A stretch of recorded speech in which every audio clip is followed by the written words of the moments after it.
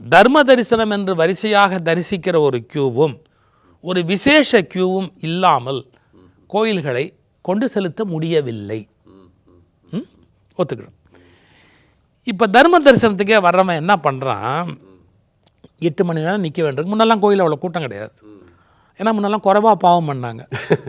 இப்போ ரொம்ப பண்ணுறாங்க. அதுக்கு தகுந்த மாதிரி அவ்வளோ கோயிலுக்கு போகணும். நம்ம ஆன்டிபயோட்டிக் ஜாஸ்தியாக கூட்ட வேண்டியிருக்குல்ல, ஏன்னா அவ்வளோ கிருமி ஜாஸ்தி ஆகிடுச்சு இல்லை. அதனால் ரொம்ப பாவம் பண்ணுறாங்க, லட்சம் கோடியில் பாவம் பண்ணுறாங்க.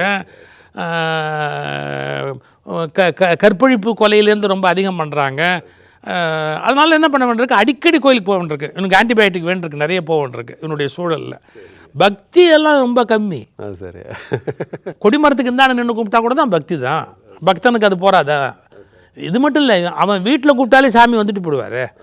நீ இறப்பா வீட்டிலே உட்கார், நான் வந்து ஒன்று பார்த்துட்டு போகிறேன் பாரு. சரி, நம்ம இடத்துக்கு மாற வேணாம். ஒரு கோயில்னு சொன்னால் நம்முடைய இந்துக்களுடைய கோயில் அமைப்பு முறை எப்படின்னு கேட்டிங்கன்னா, மண்டபமாக இருக்கும். கர்ப்பகிரகம் ரொம்ப சின்னதாக இருக்கும். நீங்கள் அந்த மண்டபத்துக்குள்ளே போனீங்கன்னா ஒரு சிங்கிள் லைனில் தான் போக முடியும்.